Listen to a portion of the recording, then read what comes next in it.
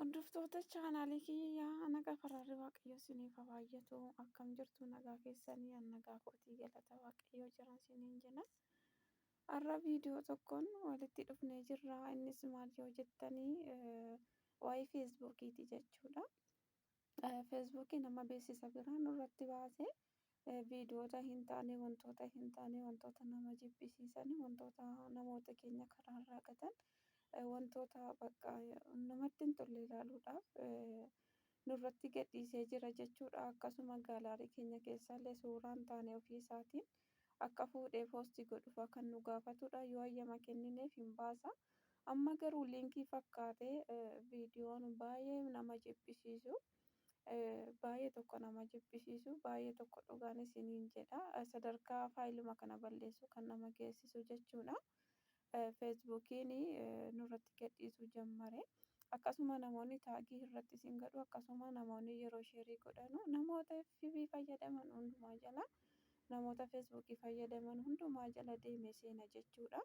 Kanaaf iyyuu wanta kana akka inni isin hin qaqqabne gochuuf isin jalatti akka poostii hin taane namni taagii akka hin goone isin jalatti sheerii akka hin goonee fi dirqama kana beektanii FB keessan jala seentanii wanta cufachuu qabdanuu waliin ilaalla jechuudha.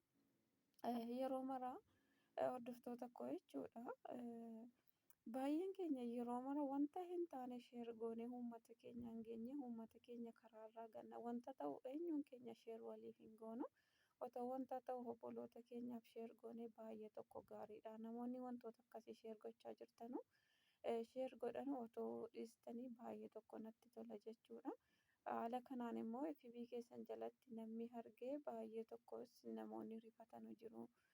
Namoonni bakka wantoota baay'ee jedhan wanta malanuu fi namoonni hedduun immoo kanarratti baay'ee dogongoru jechuudha. Kuni baay'ee tokko namoota baay'ee karaarraa gatas jira baay'ee immoo karaarraa gatuudhaaf jira waan ta'eedhaaf adaraa keessanii wanta hin taane sheer hin godhina. Hundumti keessan walitti himaa FB keessan jala akkanatti sheersiin jalatti akka hin taane ijumti keessan akka hin ilaalleef illee ofirraa cufachuu qabdu jechuudha. Bara dhumaa kana keessa wantoota baay'eetu jira waan ta'eef wanti karaarraa nama gatu jechuudha. Adaraa keessan wantoota gaarii utuu sheer walii goone wantoota nu barbaachisan utuu sheer walii goone boriitu waaqayyo wajjin wanta walitti nu buusu waaqayyo wajjin waan walitti nu gaddisiisu tokko jireenya ishee bara baraa ishee samii wanta nu dhabsiisu tokkotu hojjechuu baanne utuu sheer walii gochuu baanne sheeris gochuu utuu baanne baay'ee gaariidha. Kanaaf iyyuu ijumti keenya ilaalee iyyuu akka hin bannee fi namoota baay'ee dogongorsa namoota baay'ee karaarraa gata waan ta'eedhaaf wantoota kana cufachuu qabdu. Wantoota hin taane immoo uummata keenyaaf sheer godhame nu jala seenee namoonni baay'een irratti akka hin dogongorreef of eeggannoodhaan wantoota fayyadamuu qabnan isiniin jedha. Baay'ee natti dhagahame waa'een feesbuukii kun dhugaan isiniin jedha. Baay'ee tokko natti dhagahame FB namaa bakka yoon jala seenu wantuma hin taane bicha yoon argu baay'ee tokko na gaddisiisa jechuudha. Namoonni baay'een kanarratti ni heejju. Namoonni baay'een kanarratti wantoota baay'eedhaan qabamanii miidhamanii waaqayyo wajjin baay'ee walitti bu'u. Barri keenya bara dhumaati wantoota hin taane sheer goona osoo hin taane balleessuudhaaf akkaataa itti balleessine waaqayyo wajjin jiraannee boriitu waaqayyo wajjin jireenya ishee bara baraa akka argannu namoonni hundumti keenya wanta kana irratti ka'uu qabna jechuudha. Kaayyoo diinaa galmaan gahuu hin qabnu kun hojii diinaati waan ta'eedhaaf kaayyoo diinaa galmaan gahuu hin qabnu. Biyyattii humti akka badduudhaaf wantoonni baay'een tahaa jira waan ta'eedhaaf wanta kanarraa of eeguu qabna. Yeroo dhumaa kana keessa immoo of eeggannoon nurraa ni barbaachisa. Wanta hin taane dhiisnee wanta ta'u sheer walii goonee wal gorsuun keenya barbaachisaadha. Obboleessa keenya obboleettii keenya akka walirraa dhalanne hundumaan walitti himne baay'ee tokko gaariidha. Akka walitti dhiyaannuunis akka kanaan FB walii irratti wantoota cufachuu qabnu yoo cufanne baay'ee gaariidha. Kanaaf iyyuu asaasin ittiin dheeressu wanti isaa baay'ee waan natti dhagahameef iyyuu isinitti dubbachaa jira jechuudha. Amma bakka irratti hunduma isaa cufachuu qabnu akka wanti tokko sheer nu jalatti hin taane akka namni wanta hin taane irratti taagii nu hin goone akkasuma FB keenya jalatti immoo wantoota adda addaa sheer hin goonee fi karuma FB seennee isin agarsiisa. Ana wajjiniin turaan isiniin jedha. Yeroo marayyuu wanta gaariidhaaf otoo kaane baay'ee tokko gaariidha. Wantoota namoota jibbisiisan akkasii namni faayila namaa jalatti illee yeroo argu wantoota baay'ee ni jira jechuudha. Namoonni tokko tokko beekanii miti jechuudha wanta kana sheer kan godhanii. Otoo hin beekin iyyuu liinkii sana sheer godhu. Wantichi liinkiidhaan jechuudha kan isin jalatti sheer ta'u silumayyuu jechuudha. Namoonni tokko tokko immoo otoo hin beekin sheer godhu. Wantoota kanarraallee of eeggadhaa, ofirraati cufaa, akka wanti hin taane isin hin qaqqabne of eeggannoo godhaa yeroo kana keessan isiniin jedha. Amma kallattumaan FB irra seeneen isin agarsiisa. Na wajjiniin tura. FB keenya haala kanaan eegga seennee booddee inni dhufna jechuudha. Dhufnee iddootti kana iddoo sarara sadii kana tuqna jechuudha. FB keenya eegga seennee booddee kana tuqna jechuudha. Iddoo sararri sadii jirtu kana cuqaasuu ni dandeenya. Sana booddee haala kanaan seetingiin kun as jira. Seetingii kana xunna. Seetingii kana xunnaa gubbaa kanatti seetingii argachuudha yoo baattan illee seetingiin kun gajjallaa kanallee ni jira jechuudha.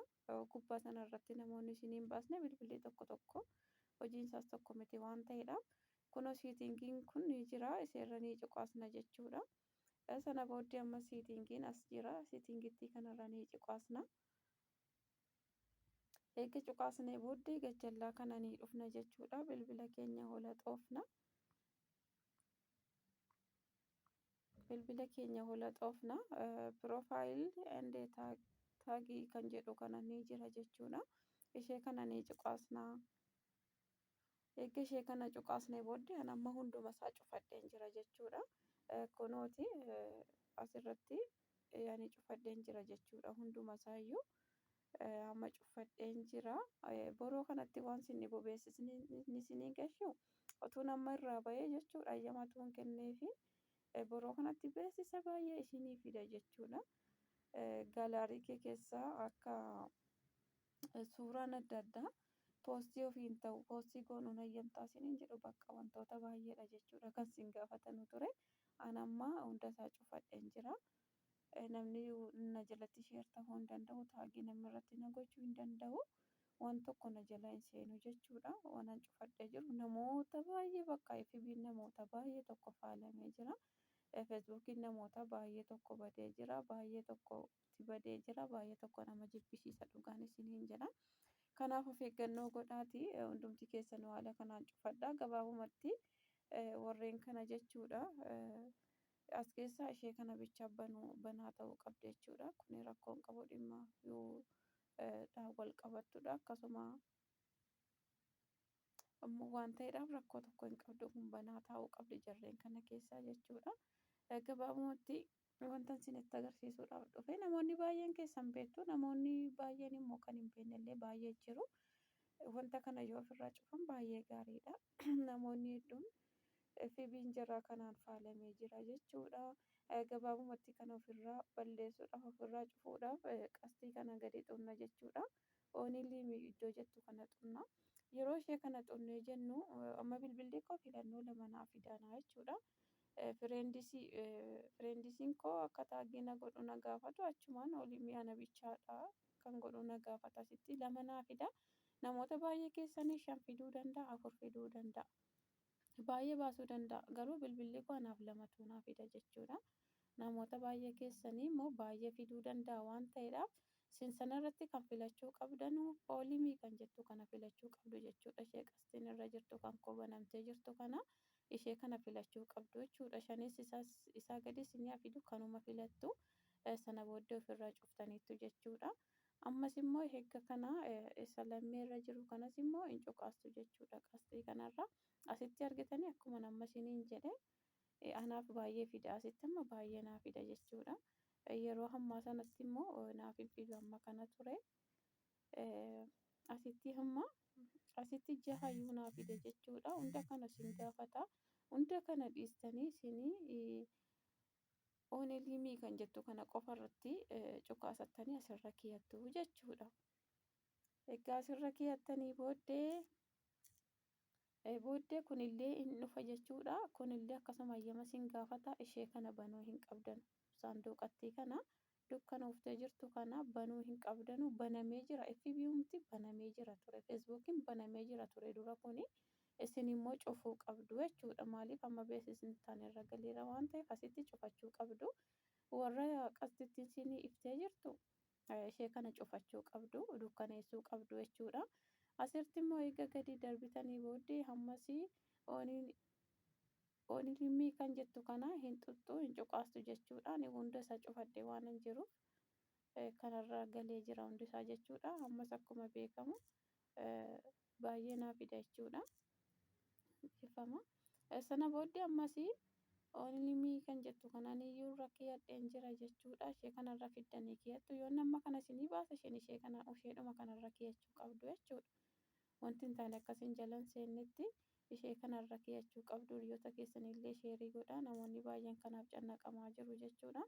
Ammas illee gadi darbitanii kunis illee jira jechuudha. Ishee kanarratti dhuftanii eega cuqaastanii asitti illee lama naa fida jechuudha kan koo asittis oonilii jettee kan jettu kana fidu jechuudha yaa ingiliffa ishee kanarra tuttu jechuudha. Kanarra godhachuu qabdu jechuudha. Sana booddee amma gara dhumaatti deebineerraa ishee gidduu kana bichaa qastittii kana bichaa banachuu qabdu. Isheen kun banaatta teessu isheen kun banamuu qabdu cufamuu hin qabdu. Sana booddee gadi darbeellee dhumarra ni jira jechuudha. Dhumarra kan jirtu kunillee cufamuu qabdi jechuudha. Haala kanaanii wantoonni adda addaa wantoonni garaagaraa namni taageetti isin gochuu hin danda'u. Liinkiin kun sheer ta'ee isin jala seenuu tokkoyyuu hin danda'u. Ofirraa cuftaniitu waan ta'eedhaaf namuma feesbuukii fayyadamu hundumarraatti jechuudha. Wanti kun kan sheer ta'u. Kanaafiyyuu isin jala seenuu hin danda'u. Haala kanaanii feesbuukii keessan sirreeffadhaa ofirraa balleessaa.